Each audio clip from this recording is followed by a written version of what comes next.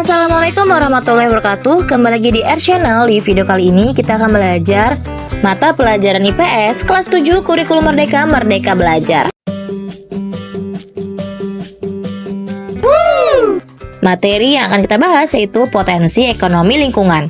Subbab materi yaitu B. Potensi Indonesia menjadi negara maju.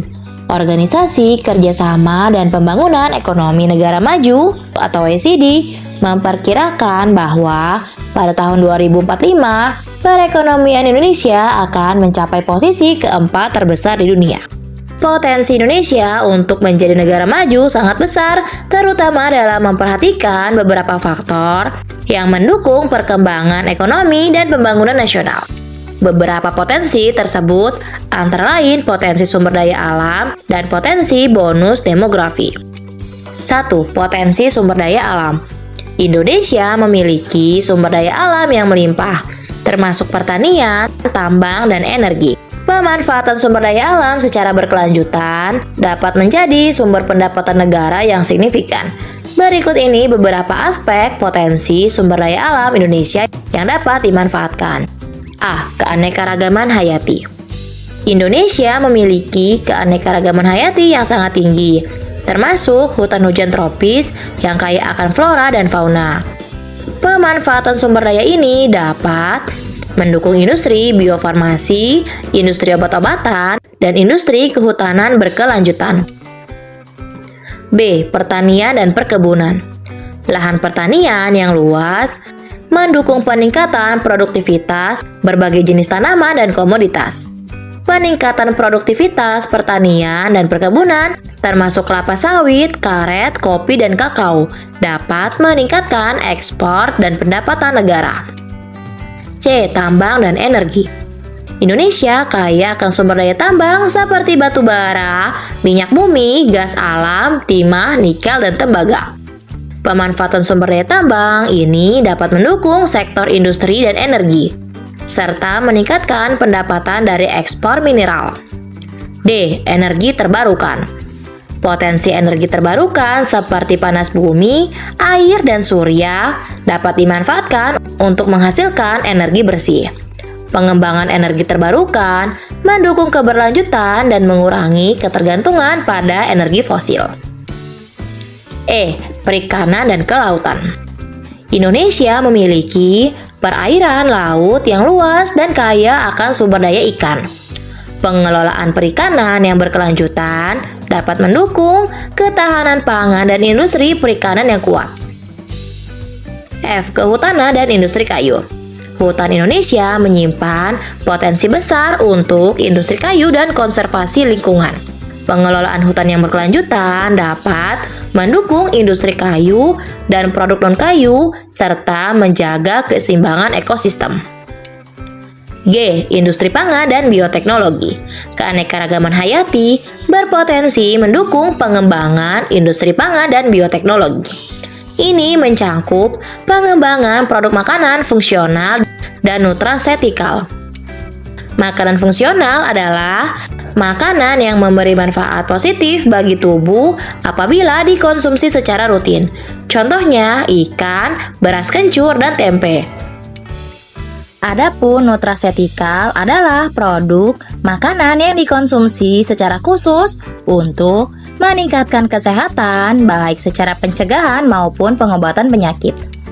Contohnya ginseng, teh hijau, dan minyak ikan. Makanan fungsional adalah bagian dari nutrasetikal. H. Bahan baku industri. Sumber daya tambang seperti nikel, timah, dan bauksit menjadi bahan baku penting untuk industri logam dan elektronik.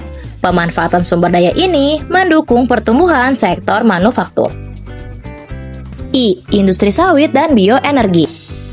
Kelapa sawit dapat digunakan untuk produksi minyak nabati, biodiesel, dan produk turunannya. Pengembangan industri ini dapat memberikan kontribusi besar terhadap ekspor dan pemenuhan kebutuhan energi. Penting untuk mencatat, pengelolaan sumber daya alam harus dilakukan berkelanjutan dengan memperhatikan dampak lingkungan dan dampak sosial.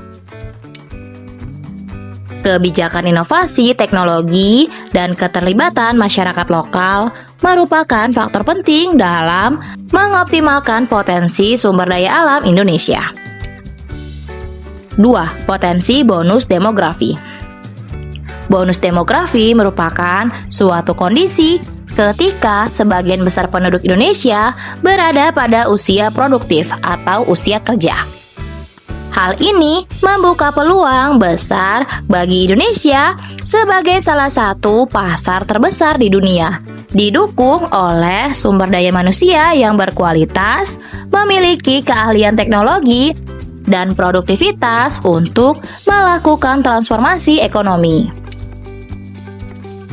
Adapun manfaat yang dapat dirasakan dengan bonus demografi tersebut yaitu sebagai berikut. A. Peningkatan produktivitas ekonomi. Dengan jumlah penduduk usia produktif yang besar, potensi untuk peningkatan produktivitas ekonomi menjadi lebih besar. Angkatan kerja yang besar dapat mendukung kegiatan ekonomi, termasuk industri dan jasa, sehingga memberikan kontribusi positif terhadap pertumbuhan ekonomi. B. Peningkatan jumlah konsumsi. Bonus demografi menciptakan pasar domestik yang besar, karena lebih banyak orang berusia produktif yang memiliki daya beli tinggi.